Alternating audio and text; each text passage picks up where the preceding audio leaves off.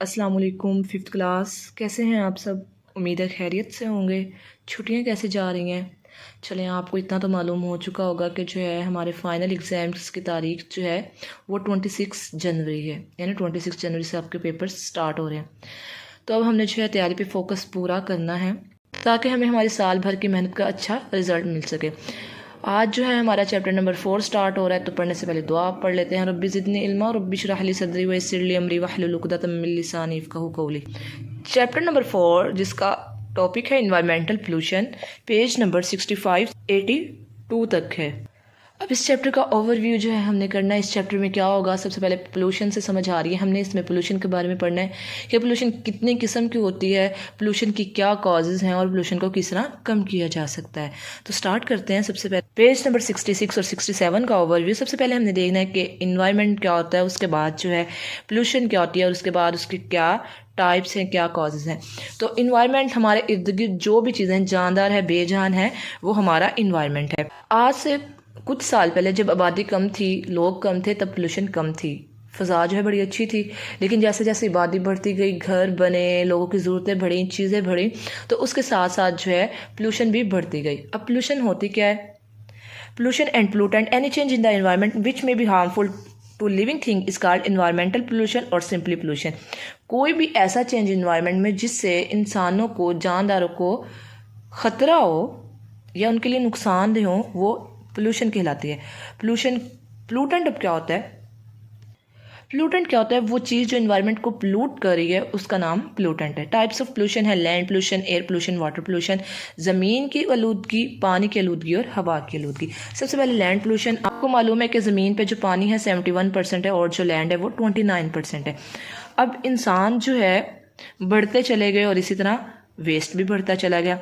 अब वेस्ट क्या है? जो हमने घर में खाया पिया, गार्बेज, और उसके बाद जो है जो हमने कपड़े पहने पुराने हो गए, जो हमने जूते पहने पुराने हो गए, हर तरह का जो कचरा है, जो भी चीज़ है, वो लैंड पोल्यूशन में आता है। और ये जब हम इनको यूज़ कर लेते हैं तो उसके बाद जो है हम इसको लैंड पे फेंक देते हैं और उसके बाद जो है ये ख़राब होते हैं और उसके बाद जो है लैंड पोल्यूशन ये क्रिएट करते हैं। कॉज गार्बेज है, garbage pick up from our homes is brought to a landfill where it is buried on the soil and left there to compose. This mean all trash ships into the soil.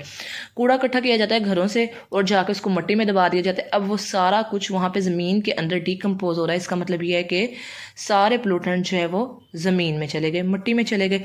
उससे insecticides use की जाती हैं, pesticides use की जाती हैं crops के लिए, तो वो सारी उनके जो केमिकल्स हैं वो लैंड में जाते हैं और वो लैंड पोल्यूशन क्रिएट करते हैं। इसी तरह अगर कंस्ट्रक्शन का कोई काम हो रहा हो, इमारत बन रही हो, कुछ भी हो रहा हो, तो बाद में सीमेंट गारा ये सब कुछ वैसे ही छोड़ दिया जाता है। अगर हम उनको डिस्पोज ऑफ नहीं करेंगे प्रॉपरली तो वो भी लैंड पोल्यूशन का ही बायस बनेंगे। वो पड़े रहेंगे, ज़मीन जो मिट्टी है उसमें हवा नहीं जाएगी, उसके बाद वो ज़मीन जो है बंजर हो जाएगी एंड सो ऑन। बात जो है इफ़ेक्ट ऑन द एनवायरनमेंट। अब इसका इफ़ेक्ट क्या है एनवायरनमेंट पर?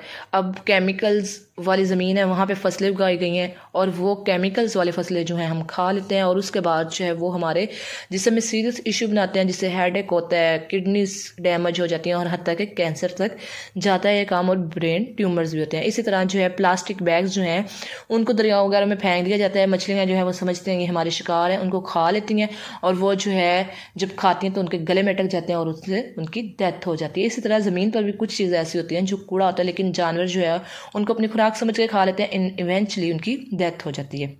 नेक्स्ट है air pollution. Air is a mixture of gases in atmosphere with a definite composition. ठीक है, अब एयर जो है उसमें मखसूस मकदार में जो है गैसें हैं। अगर कोई गैस हमारे एक्टिविटीज़ की वजह से, जैसे गाड़ियों से निकलने वाला धुआं, कोयला और बाकी चीज़ें जहाँ से धुआं निकलता है, उसकी वजह से, एक्टिविटीज़ की वजह से गैस फ़ज़ा में ज़्यादा हो जाए तो ये एयर पोल्यूशन काज करती है। कॉजेज वही जो मैं आपको बता चुकी हूँ। Smoke from vehicles and factories is a major source of air pollution. The burning of fossil fuels, coal and natural gas also contribute to air pollution.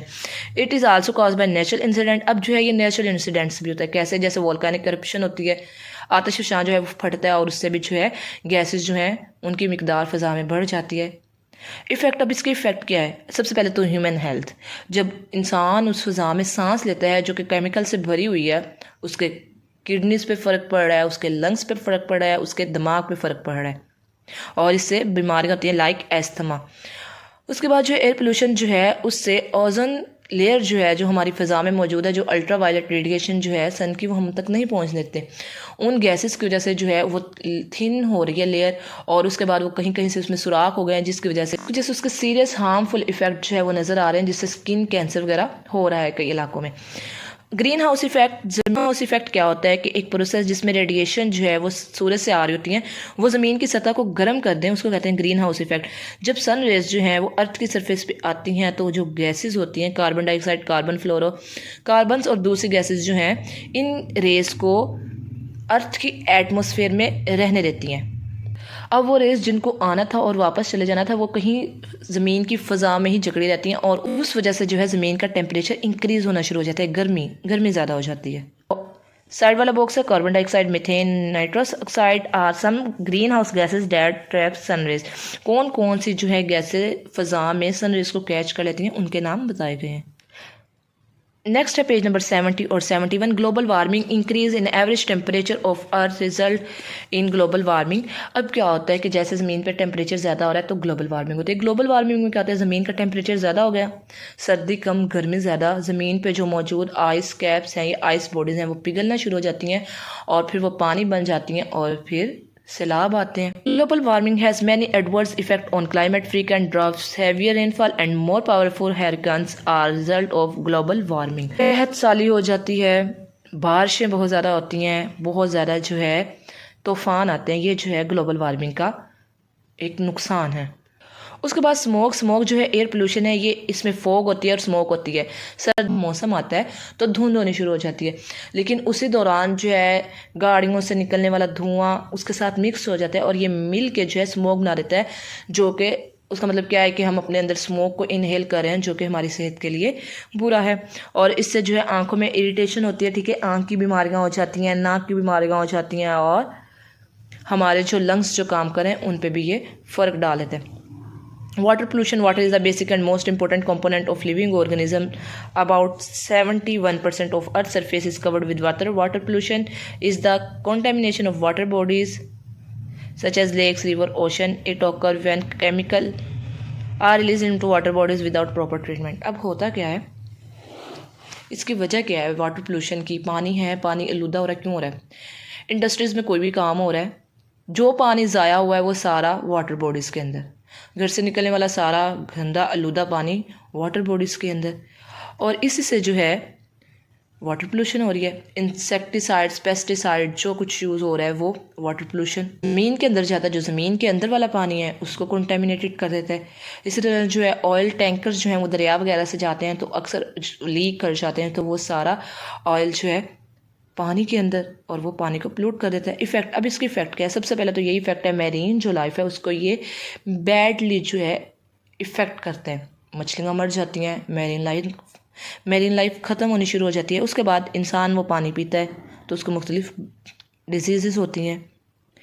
अब इसी तरह जब ऑयल वगैरह जो है वो टैंकर्स गिरते हैं तो वो ऑक्सीजन को ब्लॉक कर लेते हैं, जिसकी वजह से जो है पानी में जो मछलियाँ उनको ऑक्सीजन अंदर लेके जाने में मसला होता है और वो मर जाती हैं। पेज नंबर 72 पे इसी से रिलेटेड एक्टिविटीज़ हैं जो आपने की हुई हैं, इनको अच्छे से रिवाइज कर लेना। Page number 73, ways to reduce pollution. हम किस तरह से पोल्यूशन को कम कर सकते हैं? सबसे पहले तो जो नेचर रिसोर्सेज हैं should be used wisely and should not be wasted.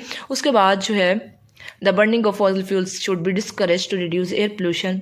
Use of public transport, more trees should be planted. Waste material should be recycle और produce new things. Public transport use की जाए, ज़्यादा से ज़्यादा दरख्त उगाए जाएँ, फॉसिल फ्यूल्स ना यूज़ किया जाए ज़्यादा से ज़्यादा। नेक्स्ट है biodegradable and non biodegradable material.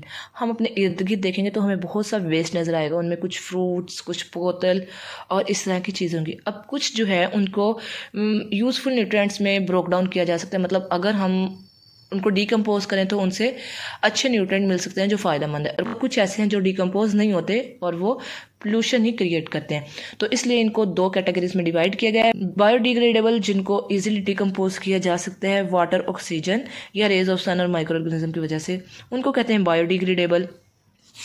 Dead plant and animal एक्शेल, paper material, garden waste etcetera. Non biodegradable material, ये वो जो डिकम्पोज नहीं किए जा सकते, इनको नॉन बायोडिग्रेडेबल मटेरियल कहते हैं। वो सॉइल में रहते हैं, नहीं वो टूटते, शीशा है, प्लास्टिक है, कुछ भी है, इंसान इनको जो है इंसान को बोतल पीनी है, उसको बोतल चाहिए, उसने कोई काम करना है प्लास्टिक का, उसको प्लास्टिक की चीज़ें चाहिए, चेयर्स चाहिए, प्लास्टिक के टेबल चाहिए, प्लास्टिक की बोतलें चाहिए। जब वो ख़त्म हो जाती है ज़रूरत या टूट जाती है, उनको फेंक दिया जाता है और फिर वो किसी काम की नहीं रहती हैं और ये नॉन बायोडिग्रेडेबल होती हैं, मतलब पोल्यूशन ही क्रिएट करेंगी, ये डिकम्पोज नहीं हो पाएंगी।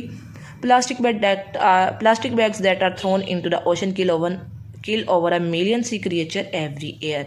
हर साल लाखों की तादाद में समुद्री मखलूक जो है ये प्लास्टिक बैग की वजह से मारी जाती है।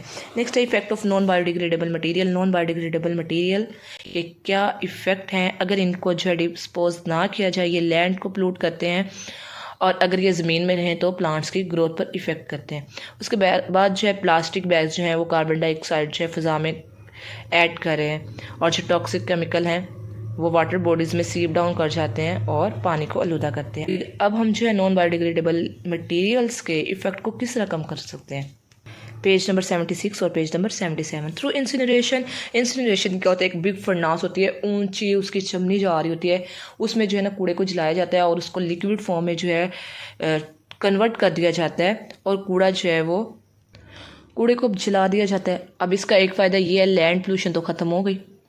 अब लेकिन एयर पोल्यूशन, जैसे जो धुआं है फ़िज़ा में जाएगा उसमें कौन कौन से केमिकल्स हैं, वो केमिकल्स जब इंसान सांस का अपने अंदर इनहेल करेगा तो उसको सांस की बीमारियां, और उसी से निकलने वाले जो केमिकल्स हैं, जब बारिश होती है तो केमिकल्स एसिड रेन बन के जो है अंदर शामिल हो जाते हैं और वो ज़मीन पे आके गिरते हैं और उसके बाद ज़मीन को अगेन से नुकसान पहुँचाते हैं। नेक्स्ट ये है कि हम पोल्यूशन को किस तरह कम से कर सकते हैं? Reduce, reuse, recycle and refuse. Reduce क्या होता है? कम इस्तेमाल चीज़ को कम करना शुरू कर दें। कम प्लास्टिक के बैग यूज़ करें चीज़ लेके आने के लिए, तो कपड़े के बैग सिलवा लें। चीज़ लेके आनी उसमें सिलवाएं, उसमें लेके आएँ। तो जो है प्लास्टिक बैग जो है बार बार आपको लेके आना पड़ता है, जबकि कपड़े का बैग जो है एक दफ़ा ही बनाया हो तो कई जो है आपका टाइम गुजार सकता है। उसको धोएं और यूज़ करें, ये रिड्यूस हो गया। रीयूज़ चीज़ को बार बार यूज़ करें, जैसे पेपर की जो है दोनों साइड्स यूज़ करें। प्लास्टिक और जो ग्रोसरी बैग्स हैं उनको बार बार यूज़ करें और जो आप चीज़ें नहीं यूज़ करें वो किसी गरीब को दे दें।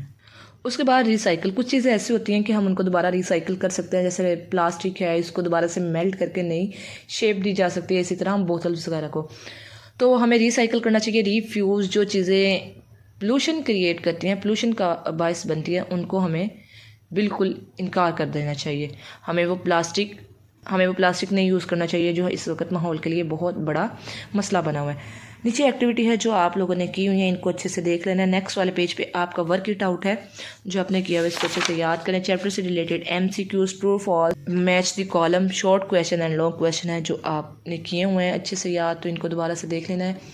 सबक अच्छे से याद करने के बाद आपको जो टेस्ट दिया गया आपने उसको हल करना है। स्टूडेंट्स उसको हल करें ताकि आपको पता चल सके आपके एनुअल की कितनी तैयारी हो चुकी है और कितनी बाकी है। मत भूलें फाइनल सर पे हैं। कल तक के लिए अपना ख्याल रखिएगा। फ़ी अमानिल्लाह। 5th class. 20 मार्क्स का आपका टेस्ट है। Choose the correct option. Pesticide use in farming are a source of dash pollution, water, air, land. जो सही ऑप्शन होगा उस पर आपने टिक किया, सर्कल कर देना है। Which is not a part of 4R strategy, restore, reduce, recycle. जो ठीक होगा उस पर आपने टिक कर देना है, उसको सर्कल कर देना है। MCQ नंबर 3 है, nitrogen makes up dash % of air, 77, 78, 79। ठीक ऑप्शन पे टिक किया, सर्कल कर देना है। क्वेश्चन नंबर 2 है, राइट ट्रू और फॉल्स। पहला है, diseases like cholera and typhoid are caused by land pollution. Second, compost is soil material that increase soil productivity. Third है, the use of fertilizers does not increase pollution. Fourth वाला है, a banana peel is a non biodegradable material. जो सही है उसके सामने आपने true लिखना है, जो गलत है उसके सामने आपने फॉल्स लिख देना है। क्वेश्चन नंबर 3 एक्टिविटी है, describe the harmful effect of each pollutant, carbon dioxide, sulphur dioxide, animal waste, acid rain. Question number 4 है, answer the following question, what is insinuation, what are its effects. Question number 5 है, answer the following question, explain the effect of land water and water pollution on the environment.